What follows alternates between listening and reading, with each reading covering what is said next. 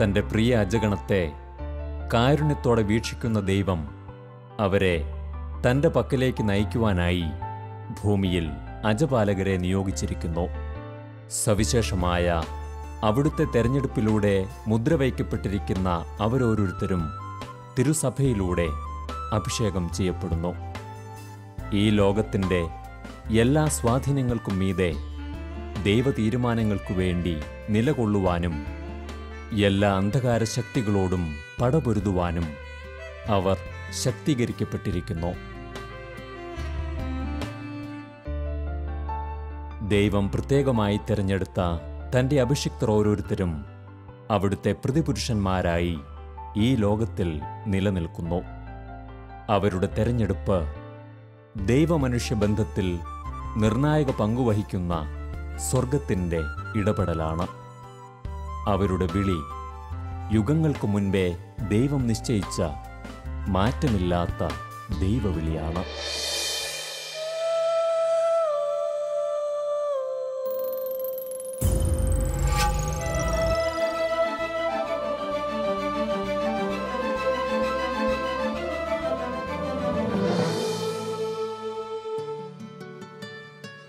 താമരശ്ശേരി രൂപതയുടെ ഇടയൻ മാർ റെമിജിയോ സിഞ്ചനാനിയിൽ പിതാവ് തൻ്റെ ജീവിതത്തിൻ്റെ ഓരോ തുറകളിലും ശ്രദ്ധേയനാണ്. വിശ്വാസികളും അവിശ്വാസികളും ഏറെ താൽപ്പര്യത്തോടെ വീക്ഷിക്കുന്ന അദ്ദേഹത്തിൻ്റെ ജീവിതത്തിലൂടെ കടന്നു പോകുമ്പോൾ ആത്മീയതയുടെ ഉറച്ച ബാലപാഠങ്ങൾ മുതൽ തീഷ്ണമതിയായ ഒരു ദൈവ ശുശ്രൂഷകന്റെ വഴിത്താരകളിലെ ശക്തമായ തിരിച്ചറിവുകളും നമുക്ക് മുന്നിൽ തെളിയുന്നു. അനുഗ്രഹീതമായൊരു കുടുംബ പശ്ചാത്തലമാണ് മാർ റെമിജിയോ സിഞ്ചനാനിയിൽ പിതാവിൻ്റെ ആത്മീയ അടിത്തറ. ശക്തമായ ആത്മീയ ബോധ്യങ്ങളാൽ പണിതുയർത്തപ്പെട്ട ആ കുടുംബത്തിൽ പ്രാർത്ഥനാ ജീവിതത്തിനപ്പുറം മറ്റൊരു ആദർശത്തിനും സ്ഥാനമുണ്ടായിരുന്നില്ല. ദൈവത്തിന് ഏറെ പ്രീതികരമായൊരു സമർപ്പിത ജീവിതത്തിലേക്ക് തന്നെ നയിച്ച വഴിത്താരുകളിലൂടെ തിരിഞ്ഞു നോക്കുമ്പോൾ അത്ഭുതകരമായ ദൈവപരിപാലനയുടെ കരങ്ങളാണ് അദ്ദേഹത്തിനു മുന്നിൽ തെളിയുന്നത്. മാതാപിതാക്കളുടെ സജീവമായ ജീവിത മാതൃകയും അവരിലൂടെ ദൈവം പകർന്നു നൽകിയ ബോധ്യങ്ങളും ആ ജീവിതത്തിൽ വഴിവിളക്കുകളായി മാറി.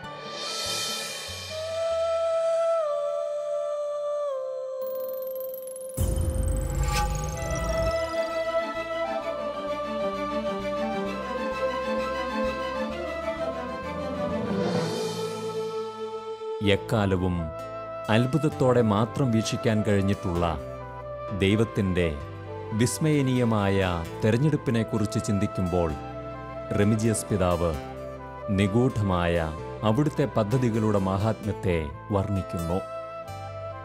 ജനനത്തിന് മുമ്പ് തന്നെ പ്രത്യേകമായി മുദ്രണം ചെയ്യപ്പെട്ടിരിക്കുന്ന തൻ്റെ തിരഞ്ഞെടുക്കപ്പെട്ടവരുടെ മേൽ ദൈവം എന്നും സൂക്ഷിക്കുന്ന കരുതലും തന്നോട് ചേർത്തു നിർത്തുന്നതിനായി അവിടുന്ന് ഒരുക്കുന്ന അവസരങ്ങളും അതിശയകരവും ക്രമീകൃതവുമാണ് എന്നത് അദ്ദേഹത്തിൻ്റെ തിരിച്ചറിവാണ്.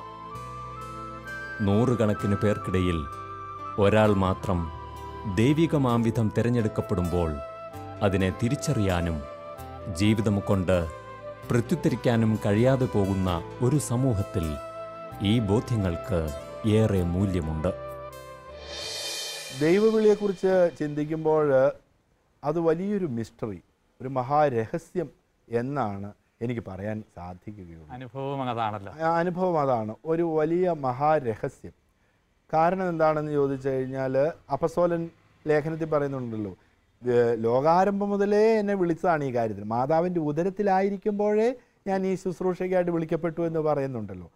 അത് പൂർണ്ണമായും 100% ശരിയാണ്. ദൈവത്തിൻ്റെ വചനം ഒരിക്കലും പരാജയപ്പെടുകയില്ല എന്ന് അപ്പസ്തോലൻ പറയുക, ഇവിടെയും പരാജയപ്പെടാൻ സാധിക്കില്ല. കാരണം ഇന്ന് പിന്തിരിഞ്ഞ് നോക്കുമ്പോൾ, ബാല്യകാലം മുതലുള്ള കാലഘട്ടങ്ങളിലെ പിന്തിരിഞ്ഞ് നോക്കുമ്പോൾ, ദൈവം വിളിക്കാത്ത ഒരാൾക്ക് പോലും ഈ വിളി സ്വീകരിക്കാൻ സാധിക്കില്ല. അഹറോനെ പോലെ ദൈവത്താൽ തിരഞ്ഞെടുക്കപ്പെടാതെ ആരും ഈ ബഹുമതി സ്വയം സ്വീകരിക്കുന്നില്ല എന്ന് ഹെബ്രായർക്കുള്ള ലേഖനം 5-ാം അധ്യായത്തിൽ നമ്മളെ ഓർമ്മിപ്പിക്കുന്നുണ്ടല്ലോ. അപ്പോൾ അഹ്റോനെ പോലെ ദൈവത്താൽ വിളിക്കപ്പെടാൻ അല്ലാതെ ആരും ഈ വിളി, ദൈവവിളി സ്വീകരിക്കുന്നില്ല. എൻ്റെ ദൈവവിളിയെക്കുറിച്ച് ഞാൻ ചിന്തിക്കുമ്പോൾ എനിക്കതാണ് തോന്നുന്നത്. എൻ്റെ ആദ്യ കുർബാനയുടെ കാലഘട്ടം ഞാൻ ഓർക്കുകയാണ്. എനിക്ക് 6 വയസ്സുള്ളപ്പോൾ ആദ്യ കുർബാന ലഭിച്ചു. എൻ്റെ ജ്യേഷ്ഠന് 8-8.5 വയസ്സായിരുന്നു. ഞങ്ങൾക്ക് അവിടെ അച്ഛനില്ല എന്ന് പറഞ്ഞിരുന്നു, ചെറിയ ഷെഡ്. ആദ്യ കുർബാനയ്ക്ക് വേണ്ടിയിട്ട് അച്ഛൻ ആദ്യ കുർബാന നൽകുന്ന അവസരത്തിലാണ് വരുന്നത്. കുട്ടികൾ പഠിച്ചോ എന്നറിയാൻ പരീക്ഷിക്കാൻ വേണ്ടി ഒരിക്കലും ഒന്ന് വന്നു. രണ്ടാമതായിട്ട് ആദ്യ കുർബാന തരാൻ വന്നു. അങ്ങനെ 2 അവസരത്തിലാണ് അച്ഛൻ വന്നത്. ഏകദേശം 1 മാസം നീണ്ടു നിൽക്കുന്ന പരിശീലനം ഉണ്ടായിരുന്നു. അത് അവിടെയുള്ള തന്നെ ഞങ്ങളുടെ മുതിർന്ന ജ്യേഷ്ഠ സഹോദരങ്ങളുണ്ടായിരുന്നു. ഒരു ടീച്ചറുണ്ടായിരുന്നു, ഒരു സഹോദരനുണ്ടായിരുന്നു. അവർ ഈ പ്രാർത്ഥനകൾ പഠിപ്പിച്ചാൽ മതിയല്ലോ, തിയോളജി ഒന്നും പഠിപ്പിക്കണ്ട. അതെ, പ്രാർത്ഥനകൾ പഠിപ്പിക്കുകയായിരുന്നു അവരുടെ പ്രധാന ജോലി. അതെ, ക്ലാസ് അതായിരുന്നു. അപ്പോൾ എനിക്ക് 6 വയസ്സ്, ജ്യേഷ്ഠനാണ് ആദ്യ കുർബാന സ്വീകരിക്കാനുള്ള അവസരം. 8 വയസ്സ് കഴിഞ്ഞു. അങ്ങനെ 2.5 വയസ്സ് വ്യത്യാസമാണുള്ളത്. അങ്ങനെ ജ്യേഷ്ഠൻ പഠിക്കുവാൻ വേണ്ടിയിട്ട് ആദ്യ കുർബാനയ്ക്കായിട്ട് പോയി. പക്ഷേ വീട്ടിൽ എനിക്ക് അപ്പോൾ 5 വയസ്സ്, 5.5, 6 വയസ്സ്. ഞങ്ങൾ 5-6 ആണുങ്ങൾ ഒരു വീട്ടിലുണ്ട്. അമ്മയാണ് നോക്കേണ്ടത്. ഈ ആൺകുട്ടികളെ എല്ലാവരും വഴക്ക് കൂടാതെ അവരെയൊക്കെ ശ്രദ്ധിക്കണ്ടേ. അപ്പോൾ ഞാൻ എപ്പോഴും അമ്മയുടെ ചുറ്റും ഞാൻ പോകുമായിരുന്നില്ല. അമ്മയോട് ചേർന്ന് നിൽക്കുമായിരുന്നു എപ്പോഴും. അമ്മയുടെ അന്ന് ഒരു അടുക്കുണ്ടല്ലോ, ഡ്രസ്സിൻ്റെ ഒരു ഞൊറി പുറകിലായിട്ട്. ഈ ഞൊറിയിൽ പിടിച്ചുകൊണ്ട്, കൊച്ചുകുട്ടിയല്ലേ, ഈ ഞൊറിയിൽ പിടിച്ചുകൊണ്ട് ഞാൻ എപ്പോഴും അമ്മയുടെ ചുറ്റും ഇങ്ങനെ നടക്കും. വേറെ അകലെ ദൂരോട്ട് മാറാതെ എവിടെ പോയാലും പെട്ടെന്ന് അമ്മയുടെ അടുത്തേക്ക് തന്നെ വരുമായിരുന്നു. ഇത് ഒരു വീട്ടിൽ ധാരാളം ജോലികളുള്ള ഒരു അമ്മയെ സംബന്ധിച്ചിടത്തോളം ഒരു ശല്യമാണ്, ഒരു കൊച്ചുകുട്ടി എപ്പോഴും തട്ടിമുട്ടി നിൽക്കുന്നത്. അതുകൊണ്ട് എന്നോട് പറഞ്ഞു, ജ്യേഷ്ഠനോട് പറഞ്ഞു, നീ ഇവനെയും കൂടെ കൊണ്ടുപോകും, ഇവനും അവിടെ ഇരിക്കട്ടെ എന്ന് പറഞ്ഞു, ശല്യം ഒഴിവാകാൻ വേണ്ടിയിട്ട്. അപ്പോഴേ എനിക്ക് വലിയ സന്തോഷമായി. ഞാൻ പിന്തിരിഞ്ഞ് നോക്കുമ്പോൾ 1 മാസത്തെ ക്ലാസ്സുകളും ഉണ്ടായിരുന്നു. പക്ഷേ എനിക്ക് വലിയ താല്പര്യമായിരുന്നു ആ ക്ലാസ്സിൽ ഇരിക്കാൻ. ഒരു കൊച്ചുകുട്ടി എന്ന നിലയിൽ 5-6 വയസ്സുള്ള ഒരു കുട്ടിക്ക് ആ അവസരത്തിൽ അത്തരം ഒരു ക്ലാസ്സിൽ ഇരിക്കാൻ ഇഷ്ടം ഉണ്ടാകുകയില്ല. കാരണം ക്ലാസ്സുകൾ ഒഴിവാക്കാനാണല്ലോ താല്പര്യം, പഠിക്കേണ്ടത് മുഴുവൻ. പക്ഷേ എനിക്ക് വലിയൊരു ആവേശമായിരുന്നു അത് പഠിക്കുന്നതിലൊരു വലിയൊരു ആവേശം. ഇന്ന് ഞാൻ നന്നായിട്ട് എൻ്റെ ഓർമ്മയിൽ നിൽക്കുന്നതാണ്. അതിനുശേഷം ഞാൻ പഠിക്കുന്ന ആദ്യ കുർബാന സ്വീകരിക്കാനൊന്നും അല്ല, ചേട്ടന് കൂട്ടുവരുന്നതാണ്. അല്ലേ, ചേട്ടൻ പറഞ്ഞതുകൊണ്ട് ഞാൻ അവിടെ പോയി ഇരിക്കുന്നു എന്ന് മാത്രമേ ഉള്ളൂ. കുട്ടികൾ പഠിച്ചോ എന്ന് പരിശോധിക്കാനായിട്ട് വികാരിച്ചം വന്ന് എല്ലാവരോടും ചോദിച്ചു. ഏറ്റവും നന്നായിട്ട് പെർഫോം ചെയ്തത് ഞാനായിരുന്നു. അപ്പോൾ എല്ലാം കാണാതെ പഠിച്ചു. ജപമാല, എല്ലാ നമസ്കാരങ്ങളെല്ലാം എനിക്ക് കാണാതെ അറിയാമായിരുന്നു. കുമ്പസാരത്തിനുള്ള ജപം എല്ലാം ഏറ്റവും നന്നായിട്ട് അവിടെ ഉണ്ടായിരുന്നതിൽ ഏറ്റവും നന്നായിട്ട് പെർഫോം ചെയ്തത് ഞാനായിരുന്നു. ഇന്ന് ഞാൻ ഓർക്കുന്നു, അച്ഛൻ അതിശയമായി, നീ മിടുക്കനാണല്ലോ, എല്ലാം നന്നായിട്ട് പഠിച്ചിട്ടുണ്ടല്ലോ. അച്ഛൻ എന്നോട് പറഞ്ഞത് ഞാൻ ഓർക്കുന്നു, ഞാൻ നിൻ്റെ അമ്മയോട് പറയാം നിനക്കും ആദ്യ കുർബാന തരാൻ. എനിക്ക് വളരെ സന്തോഷമായി. അങ്ങനെ എനിക്കും ആദ്യ കുർബാന അതോടൊപ്പം സ്വീകരിക്കാൻ സാധിച്ചു. നോക്ക് എത്ര ഭംഗിയായിട്ടാണ് വിശുദ്ധ കുർബാന എന്നിലേക്ക് സമയമാകുന്നതിന് മുമ്പ് തന്നെ ഈശോ കടന്നു വരുന്ന എത്തിക്കുന്നത് എന്ന് പറയുന്നതിൻ്റെ കാരണം അതാണ്. തുടർന്നുള്ള അവസരത്തിൽ അച്ഛൻ എപ്പോൾ വന്ന് എനിക്ക് ആദ്യ കുർബാന സ്വീകരിച്ചല്ലോ ഞാൻ. പിന്നീട് വീട്ടിൽ എല്ലാം നമസ്കാരങ്ങളും കാണാതെ പഠിച്ചല്ലോ. പിന്നീട് വീട്ടിൽ സന്ധ്യാപ്രാർത്ഥനയുടെ അവസരത്തിൽ ജപമാല ചൊല്ലുന്നുണ്ടോ അത് ഞാനാണ്. മറ്റാർക്കും ഞാൻ ആ അവസരം വിട്ടുകൊടുക്കുകയില്ല ചെല്ലാൻ. മറ്റൊന്നുണ്ട്, മടുപ്പ് തോന്നിയില്ല, ആവേശമാണ്. അന്ന് ഞങ്ങളുടെ വീട്ടിൽ ആ 65-70കളിൽ ഞങ്ങളുടെ വീട്ടിൽ ചാച്ചൻ്റെ കയ്യിൽ ബൈബിൾ ഉണ്ടായിരുന്നു. ഞങ്ങളത് എന്നും വായിക്കുമായിരുന്നു, ബൈബിൾ വായിക്കും. ഈ ബൈബിൾ വായിക്കാൻ പ്രാർത്ഥന കഴിയുന്നതോടുകൂടി മറ്റാരും വന്നെടുക്കാതെ ഞാൻ ഓടിച്ചെന്ന ബൈബിൾ എടുത്ത് വായിക്കുമായിരുന്നു. എനിക്ക് അവസരം കേട്ടു ബൈബിളിൽ ഒരു അധ്യായം വായിക്കും. അത് ഞാൻ മറ്റാർക്കും അത് വിട്ടുകൊടുക്കുകയില്ലായിരുന്നു. താല്പര്യത്തോടുകൂടി അത് ഞാൻ വായിക്കും. അത് മറ്റുള്ളവർക്ക് ആർക്കും എതിർപ്പുമില്ലായിരുന്നു. കാരണം അതവർക്കൊരു ഭാരമായിരുന്നു വായിക്കുക എന്നുള്ളത്. നിർബന്ധിച്ചാലല്ലേ പലപ്പോഴും വായിക്കുകയുള്ളൂ. പക്ഷേ എനിക്ക് ഇൻട്രസ്റ്റോടുകൂടി ഞാൻ വായിക്കുന്നത് ഓർക്കുന്നു.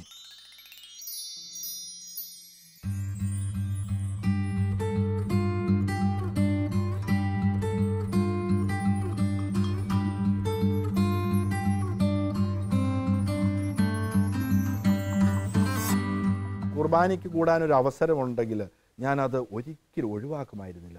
തീഷ്ണതയോടുകൂടി ഒരു അൾത്താര ബാലനായിട്ട് ഞാൻ അതിൽ പങ്കെടുക്കുമായിരുന്നു.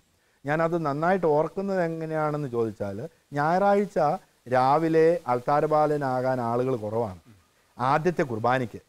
കാരണം രണ്ടാമത്തെ കുർബാനയ്ക്ക് കുട്ടികൾ വരണമല്ലോ. പക്ഷെ ഞാൻ ആദ്യത്തെ കുർബാനയ്ക്ക് കൃത്യമായിട്ട് ചെല്ലുമായിരുന്നു.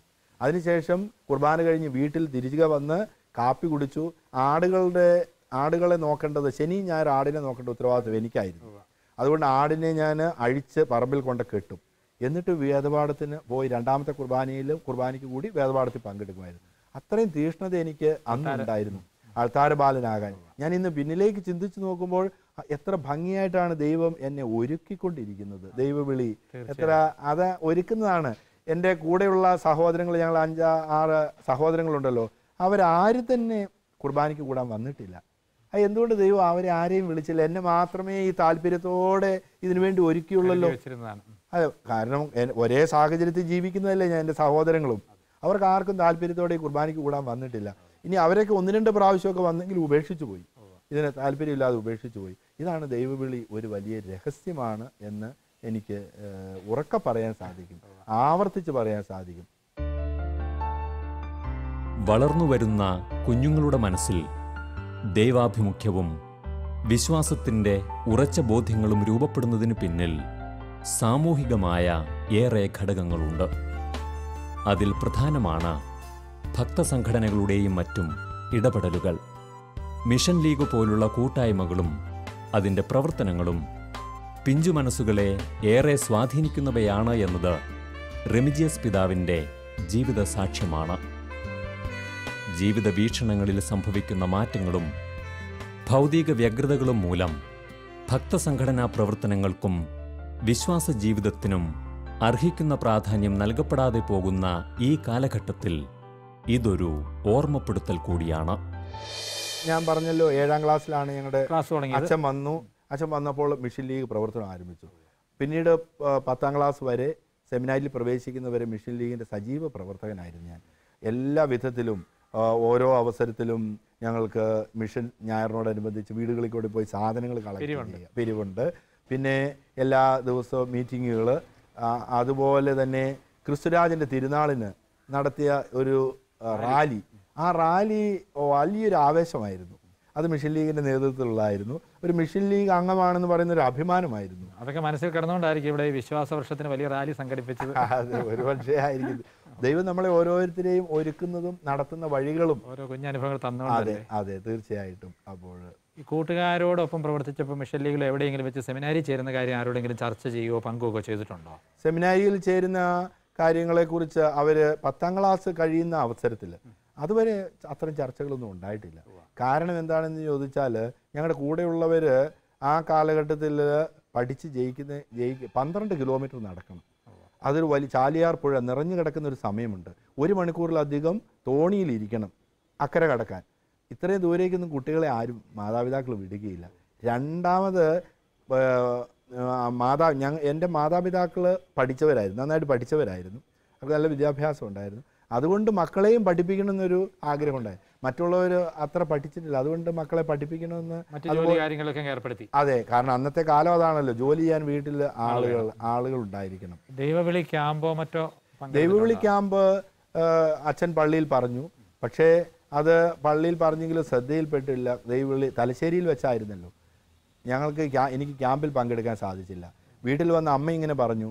അപ്പോഴമ്മ പിന്നീട് വികാരിയച്ഛനോട് ചോദിച്ചു, ഇങ്ങനെ ഇവന് സെമിനാരിയിൽ പോകണമെന്നാണ് പറയുന്നത്, അച്ഛൻ എന്താണ് പറയുന്നത്?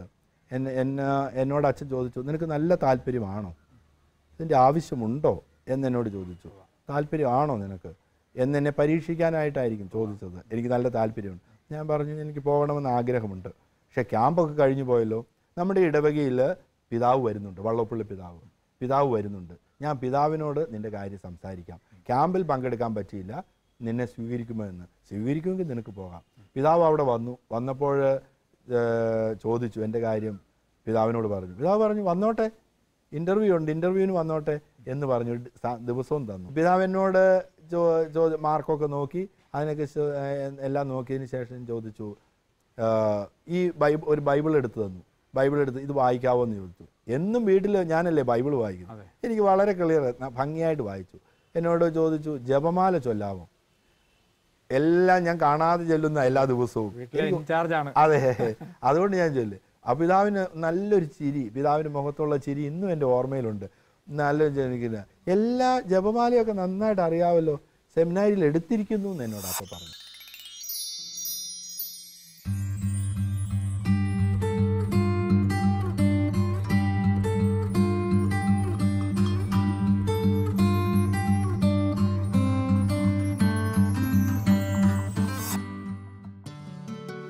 തൻ്റെ മൈനർ സെമിനാരി കാലഘട്ടം പിതാവിൻ്റെ മനസ്സിൽ ഇന്നും ഊഷ്മളമായ ഏറെ ഓർമ്മകളെ അവശേഷിപ്പിച്ചിരിക്കുന്നു. ജീവിതത്തിലെ ആത്മീയ ബോധ്യങ്ങളെ ഹൃദയത്തിൽ എഴുതിച്ചേർക്കുവാൻ കഴിഞ്ഞ ആ കാലഘട്ടം ഏറെ പാഠങ്ങൾ അദ്ദേഹത്തിൻ്റെ വ്യക്തിജീവിതത്തിലും പകർന്നു നൽകി. ഇന്നും തൻ്റെ ജീവിതത്തിൽ കാത്തുസൂക്ഷിക്കുന്ന ഏറെ മൂല്യങ്ങൾ ആ നാളുകളുടെ സംഭാവനയായിരുന്നുവെന്ന് അദ്ദേഹം സ്മരിക്കുന്നു. എൻ്റെ സെമിനാരി ജീവിതത്തിലെ ഏറ്റവും സന്തോഷകരമായ ദിവസങ്ങളായിരുന്നു ആ 3 വർഷം തലശ്ശേരിയിലെ സെമിനാരി പഠന കാലഘട്ടം. വളരെ സിമ്പിൾ ഫെയ്ത്ത്, വിശ്വാസത്തിൻ്റെ പ്രാഥമിക പാഠങ്ങൾ നമുക്ക് ലഭിക്കുക. വിശ്വാസത്തിൻ്റെ പ്രാഥമിക കൺഫ്യൂഷനൊന്നുമില്ല ഇല്ല. ഒരു ഗ്രാമത്തിൽ ജീവിച്ച ഒരു വ്യക്തി എന്ന നിലയിൽ എങ്ങനെയാണ് പോളിഷായിട്ട് ഒരു സോഫിസ്റ്റിക്കേറ്റഡ് ലൈഫ്, എങ്ങനെയാണ് കൾച്ചേർഡായിട്ട് ജീവിക്കേണ്ടത്, അങ്ങനെ നമ്മൾ കന്നുകാലികളെ നോക്കിയും ആടിനെ തീറ്റിയും ജീവിക്കുന്ന ആ കാലത്തിൽ നിന്ന് മാറിയിട്ട് എല്ലാവരോടും ഏറ്റവും ഭംഗിയായിട്ട് പെരുമാറി എങ്ങനെയാണ് ജീവിക്കേണ്ടതെന്നെല്ലാം ആ മൈനർ സെമിനാരിയിൽ നിന്ന് ഞാൻ പഠിച്ചത്. ഇന്ന് ഞാൻ ഓർക്കുന്നു ഓരോ കാര്യങ്ങളും അധ്യാപകർ വൈദികർ പറഞ്ഞു തരുന്നത്, ഇതിങ്ങനെയല്ല ചെയ്യേണ്ടത്, ഇങ്ങനെയാണ് ചെയ്യേണ്ടത് എന്ന് ഓരോന്നും പറഞ്ഞു തരും. ആദ്യം ബഹുമാനപ്പെട്ട ജോർജ് കൊല്ലക്കൊമ്പിലച്ചനായിരുന്നു ആദ്യത്തെ എൻ്റെ റെക്ടർ. അദ്ദേഹത്തിൽ നിന്ന് ധാരാളം കാര്യങ്ങൾ എനിക്ക് പഠിക്കാൻ. നല്ലൊരു വ്യക്തിത്വത്തിൻ്റെ ഉടമയായിരുന്നു, ഒരു ആഢ്യത്വമുള്ള വ്യക്തി. അദ്ദേഹം റെക്ടർ അച്ഛൻ. അദ്ദേഹത്തിൽ നിന്ന് ധാരാളം വളരെ ലളിതമായിട്ട് സിമ്പിളായിട്ട് സംസാരിക്കും. ഞങ്ങളോടൊക്കെ വലിയ സ്നേഹം. അച്ഛൻ്റെ സാന്നിധ്യം ആദ്യത്തെ അവസരത്തിലുള്ളതൊക്കെ എന്നെ വളരെ സ്വാധീനിച്ചിട്ടുണ്ട്, അച്ഛൻ പഠിപ്പിച്ച കാര്യങ്ങൾ. പിന്നീട് ഇന്ന് ആലുവ സെമിനാരിയിലെ സ്പിരിച്വൽ ഫാദർ, ആധ്യാത്മിക പിതാവായ അബ്രാഹം തോണിപ്പാറ അച്ഛനായിരുന്നു പിന്നീട് 2 കൊല്ലത്തെ എൻ്റെ റെക്ടറായിട്ട്. ആധ്യാത്മിക പിതാവായിട്ട് ഇന്ന് ചേവായൂർ ഇടവകയിലുള്ള ജോസഫ് കീലത്തച്ഛൻ ആധ്യാത്മിക പിതാവായിരുന്നു. ഇന്ന് നിർമ്മലഗിരി കോളേജിൻ്റെ പ്രിൻസിപ്പളും അതുപോലെ ഇന്ന് ചെമ്പേരി കോളേജിൻ്റെ മാനേജരൊക്കെ ആയിരിക്കുന്ന ജിയോ പുളിക്കൽ അച്ഛൻ എന്നെ പഠിപ്പിച്ച വൈദികനാണ്. അവരുടെയൊക്കെ സാന്നിധ്യം സ്വാധീനം വളരെയധികം ഉണ്ടായിരുന്നു. വള്ളപ്പള്ളി പിതാവ് പറഞ്ഞു തരുന്ന കാര്യങ്ങൾ ഞാൻ ഓർക്കുന്നു. നീ നിയമം പാലിച്ചാൽ നിയമം നിന്നെ പാലിച്ചുകൊള്ളും. അതാണ് പിതാവ് പറഞ്ഞിരുന്നത്. നീ നിയമം പാലിക്കാൻ നീ ശ്രദ്ധിച്ചാൽ നിയമം നിന്നെ പാലിക്കും. അത് എല്ലാം കാലത്തും എൻ്റെ മനസ്സിലുണ്ട്. അതുകൊണ്ട് അന്നും ഞാൻ നിയമങ്ങൾ വളരെ കർശനമായിട്ട് പാലിക്കാൻ പരിശ്രമിക്കുമായിരുന്നു. ഓരോ കൊച്ചു നിയമങ്ങളും. ഒരു നിയമം ലംഘിച്ചു എന്ന് ആരെങ്കിലും എന്നെ ഒന്ന് തിരുത്തുന്നത് കേൾക്കുന്നത് എനിക്ക് വലിയ വേദനയായിരുന്നു. ഞാൻ ആ നിയമം ലംഘിച്ചല്ലോ, വലിയ മോശമായി പോയല്ലോ. അതെ, ക്ലാസ്സിൽ വർത്തമാനം പറയരുത്. എന്നോട് ക്ലാസ്സിൻ്റെ ലീഡർ പറയുക ക്ലാസ്സിൽ വർത്തമാനം പറഞ്ഞു എന്ന്. നമ്മളെ കുട്ടികളായിരിക്കുമ്പോൾ എന്തെങ്കിലും സാധനങ്ങൾ ചോദിച്ചു, മേടിച്ചു, കൊടുത്തു, പെട്ടെന്നുള്ളതിൽ വരുമല്ലോ. അങ്ങനെ പറഞ്ഞ് കുറ്റപ്പെടുത്തിയെങ്കിൽ എനിക്ക് വലിയ വേദനയുള്ളത് ഞാൻ ഓർക്കുന്നുണ്ട്. എന്നെ റെക്ടറച്ചൻ ഒരിക്കൽ പോലും തിരുത്തിയതായിട്ട് ഞാൻ ഒരിക്കൽ ഞങ്ങൾ ആദ്യം ചെന്ന ആ ദിവസം ഞങ്ങൾ കട്ടിലിൽ 3-4 പേര് ഒരുമിച്ചിരുന്നിട്ട് വർത്തമാനം പറയുമായിരുന്നു. അപ്പോൾ റെക്ടറച്ചൻ വന്നു. ഒരാളുടെ കട്ടിലിൽ മറ്റൊരാൾ ഇരിക്കാൻ പാടില്ല, ഇത് ഡോർമെട്രിയാണ്, ഇവിടെ വർത്തമാനം പറയാൻ പാടില്ല. അതെല്ലാം ഞങ്ങൾക്ക് പുതിയ അനുഭവമായിരുന്നു. അങ്ങനെ ചെയ്യാൻ പാടില്ല എന്നുള്ളത്. പക്ഷെ അതിനുശേഷം പിന്നീട് ഒരിക്കലും ചെയ്തില്ല. അങ്ങനെ ഒരിക്കലും എന്നെ റെക്ടറച്ചൻ പിന്നീട് തിരുത്തിയതായിട്ട് ഞാൻ ഓർക്കുന്നില്ല. ഒരു നിയമത്തിൽ പോലും ശരിയല്ല എന്ന് പറഞ്ഞ്. കാരണം നിയമം അത്ര ശ്രദ്ധിക്കുമായിരുന്നു.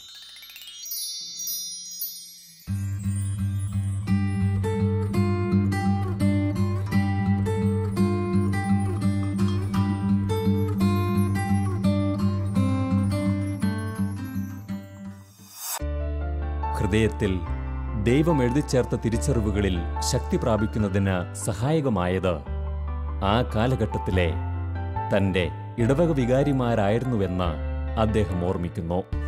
മികച്ച മാതൃകയും പ്രചോദനവും നൽകിയ അവരോരോരുത്തരും പിതാവിൻ്റെ മനസ്സിൽ ഇന്നും തെളിഞ്ഞു നിൽക്കുന്നു. എനിക്ക് നല്ല ബോധ്യമായിരുന്നു. കാരണം എന്നെ ദൈവം വിളിച്ചിട്ടുണ്ട്. അപ്പോൾ അതുകൊണ്ട് ഞാൻ നിയമങ്ങൾ പാലിക്കുകയല്ലേ എല്ലാം നന്നായിട്ട്. എനിക്ക് നല്ല ബോധ്യമായിരുന്നു ഈ ദൈവവിളി ഉണ്ട്, എനിക്കൊരു വൈദികനാകണമെന്നുള്ള നല്ല ബോധ്യം എനിക്കുണ്ടായിരുന്നു. അതുകൊണ്ട് പിന്നെ ആലോചിക്കുന്ന ഒരു പ്രശ്നമേ ഇല്ല. സെമിനാരി പഠന സമയത്ത് ഇടവകയിലേക്ക് വല്ലപ്പോഴും അവധിക്ക് വീട്ടിൽ ചെല്ലുമ്പോഴേ അവിടുത്തെ സമീപനങ്ങൾ, ഇടവകയോടുള്ള ബന്ധവും? ഞാൻ എപ്പോഴും തന്നെ വീട്ടിൽ വന്ന് എനിക്ക് അന്നുണ്ടായിരുന്ന വൈദികരെല്ലാം എനിക്ക് നല്ല മാതൃക നൽകിയ വൈദികരാണ്. ഇടവക വികാരിമാർ. അവർ കഠിനമായിട്ട് അധ്വാനിക്കുകയും നല്ല ഇടയന്മാരെ പോലെ ദൈവജനത്തിന് വേണ്ടി എല്ലാം ചെയ്യുമായിരുന്നു.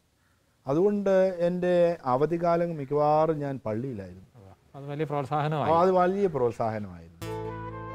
തൻ്റെ വിളിയെയും ദൗത്യത്തെയും കുറിച്ച് ആഴമായി ചിന്തിക്കാൻ അവസരം നൽകിയ മേജർ സെമിനാരി കാലഘട്ടത്തെ അദ്ദേഹം സ്മരിക്കുന്നു. ഒരുപാട് ചോദ്യങ്ങളും ഉത്തരങ്ങളും ചർച്ചകളും തിരിച്ചറിവുകളുമൊക്കെയായി സമ്പന്നമായിരുന്ന ആ കാലഘട്ടം ഒരഭിഷിക്തന്റെ രൂപീകരണത്തിൽ നിർണായകമായിരുന്നു. ഉറച്ച ബോധ്യങ്ങളോടുകൂടിയ അചഞ്ചലനായൊരു ശുശ്രൂഷകൻ കടന്നുപോയിരിക്കേണ്ട ചിന്താസരണികളിലൂടെയെല്ലാം സഞ്ചരിച്ച അദ്ദേഹം എത്തിച്ചേർന്നത് മാറ്റമില്ലാത്ത തിരിച്ചറിവുകളുടേതായൊരു ഉറച്ച നിലത്താണ്. മേജർ സെമിനാരി എവിടെയായിരുന്നു? Major seminary Saint Thomas Apostolic Seminary, Kottayam. അതെ, വടവാതൂർ.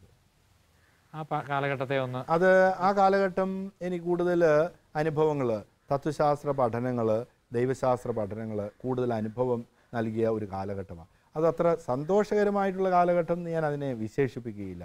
ആ കാലഘട്ടത്തിലുണ്ടായിരുന്ന സെമിനാരിയിലുള്ള പ്രൊഫസേഴ്സ് ദൈവശാസ്ത്രപരമായ പല വിവാദങ്ങൾ, ആരാധനാക്രമത്തെ സംബന്ധിച്ചിട്ടുള്ള വിവാദങ്ങൾ, അതെല്ലാം ആ കാലഘട്ടത്തിൽ സെമിനാരിയിലേക്ക് കടന്നു വന്നു. അപ്പോഴത് സെമിനാരിയിലുള്ള പ്രൊഫസേഴ്സ്, ഞങ്ങളിലുള്ള കുട്ടികൾ, ഇതെല്ലാം ഈ വിവാദങ്ങളിൽ സ്വാഭാവികമായിട്ടും ഉൾച്ചേരുക എന്നുള്ളത് ഉണ്ടല്ലോ. അപ്പോഴതെല്ലാം എനിക്ക് അതുകൊണ്ട് അത്ര വലിയൊരു മൈനർ സെമിനാരിയിലുണ്ടായിരുന്ന ഒരു സന്തോഷം അവിടെ ഉണ്ടായിരുന്നു. നല്ലതായിരുന്നു, വളരെ നല്ലതായിരുന്നു. അതിനെ സ്വാധീനിച്ചു. സഭയെക്കുറിച്ചുള്ള പഠനങ്ങളും ദൈവശാസ്ത്രപരമായിട്ടുള്ള മേഖലകളിലുള്ളതെല്ലാം വളരെ നല്ലതായിരുന്നു. അല്ല, ഞങ്ങൾക്ക് അറിയപ്പെടുന്ന വലിയ പ്രൊഫസേഴ്സായിരുന്നു ഞങ്ങൾക്ക് ഉണ്ടായിരുന്നത്. എല്ലാവരും തന്നെ ബഹുമാനപ്പെട്ട വെള്ളാനിക്കലച്ചൻ, മാത്യു വെള്ളാനിക്കലച്ചൻ, ബഹുമാനപ്പെട്ട കൂടപ്പുഴയച്ചന്, കോയിക്ക് കുടിയച്ഛന്, പിന്നെ കോട്ടക്കലച്ഛന്, പിന്നെ പുണ്യ ചരിതനായ മാത്യു മങ്കിഴിക്കരി അച്ഛന്, അങ്ങനെയുള്ള വൈദികരെല്ലാം, അങ്ങനെ പ്രഗത്ഭരായിട്ടുള്ള വൈദികരുടെ നിര തന്നെ ഞങ്ങൾക്കുണ്ടായിരുന്നു. അവരെല്ലാം ഫിലോസഫി പഠിപ്പിക്കുന്ന ആ കാലഘട്ടം അവിടെയുള്ള എല്ലാവരും തന്നെ വലിയ പ്രഗത്ഭരായിരുന്നു.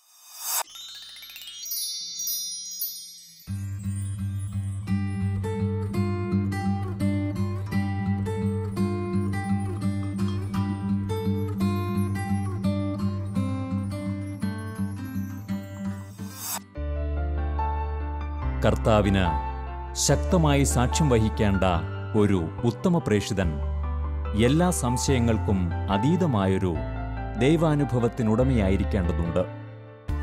തൻ്റെ ജീവിതത്തിലൂടെ തിരിച്ചറിഞ്ഞ ക്രിസ്തുവിനെ പ്രഘോഷിക്കുവാൻ കഴിയുമ്പോഴാണ് ആ പ്രഘോഷണം ക്രിയാത്മകമാകുന്നത്.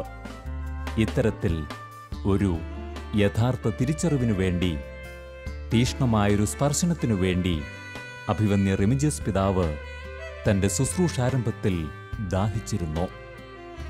വിശ്വസ്തനായ തൻ്റെ പ്രേഷിതനു മുന്നിൽ സ്വയം വെളിപ്പെടുത്തിയ ദൈവത്തിൻ്റെ അനന്തകാരുണ്യം ഇന്നും തീക്ഷ്ണതയോടെ നിലകൊള്ളുവാൻ അദ്ദേഹത്തെ പ്രാപ്തനാക്കുന്നു. എപ്പോഴും എനിക്ക് സംശയമുണ്ടായിരുന്നു, എന്തിനാണ് ഞാൻ വിളിക്കപ്പെട്ടിട്ടുള്ളത്? To preach word of God, Jesus Christ. ഈശോയെ ഞാൻ പ്രസംഗിക്കാൻ വേണ്ടിയാണ് ഞാൻ വിളിക്കപ്പെട്ടിട്ടുള്ളത്. അതുകൊണ്ട് എനിക്ക് പ്രസംഗിക്കേണ്ടത് ആരെയാണ്? ഈശോയെയാണ്. അപ്പോൾ ഞാൻ ഈശോയെ അറിയണമല്ലോ. പക്ഷേ എനിക്ക് ഒരിക്കലും വെളിപ്പെടുത്തി കിട്ടിയിരുന്നില്ല ഈശോയെ.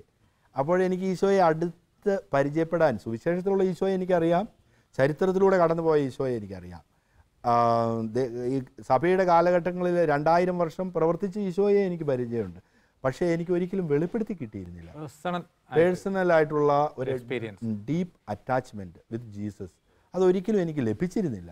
അപ്പോൾ അതെനിക്ക് വലിയൊരു സങ്കടമായിരുന്നു. കാരണം ഞാൻ ആരെ പ്രസംഗിക്കണോ ആ വ്യക്തിയെ എനിക്ക് അടുത്തറിഞ്ഞുകൂടാ. വൈദികനാകുന്ന അവസരത്തിലും ഇതേ സംശയം എനിക്കുണ്ടായിരുന്നു. ഇത് ഈശോ ആരാണെന്ന് എനിക്ക് നന്നായിട്ട് അറിഞ്ഞുകൂടായിരുന്നു. എന്നാൽ എനിക്ക് കർത്താവ് പ്രത്യേകമായിട്ട് ഒരു വെളിപ്പെടുത്തി തരുന്നത് പോലെ വലിയൊരു അനുഭവത്തിലേക്ക് കർത്താവിനെ കൊണ്ടുവന്നു. നന്നായിട്ട് ഞാൻ ഈ വീട്ടിൽ ചെറുപ്പമായിരുന്നപ്പോൾ തന്നെ എൻ്റെ പിതാവ് ചാച്ചൻ, എൻ്റെ അമ്മയും നവീകരണ പ്രസ്ഥാനത്തിലേക്ക് വന്നിരുന്നു. അവർ രണ്ടുപേരും 77, 78, 80 കാലഘട്ടങ്ങളിൽ എനിക്കും നവീകരണത്തോട് വലിയ താല്പര്യമുണ്ടായി. അത് കരിസ്മാറ്റിക് നവീകരണം ഞാൻ പങ്കെടുത്തു. ധ്യാനങ്ങളിലെല്ലാം സെമിനാരിയിൽ ധ്യാനമുണ്ടായിരുന്നു. തുടർന്ന് കുളത്തുവയൽ NRC കുളത്തുപോയിൽ വർക്കീസിനെയൊക്കെ ഞാൻ അവിടെ വെച്ചാണ് പരിചയപ്പെടുന്നത്. NRC ആ കാലഘട്ടത്തിൽ വളർന്നു വരികയാണ്. അപ്പോൾ അവിടെ ഞാൻ ധ്യാനത്തിൽ പോയി പങ്കെടുത്തു.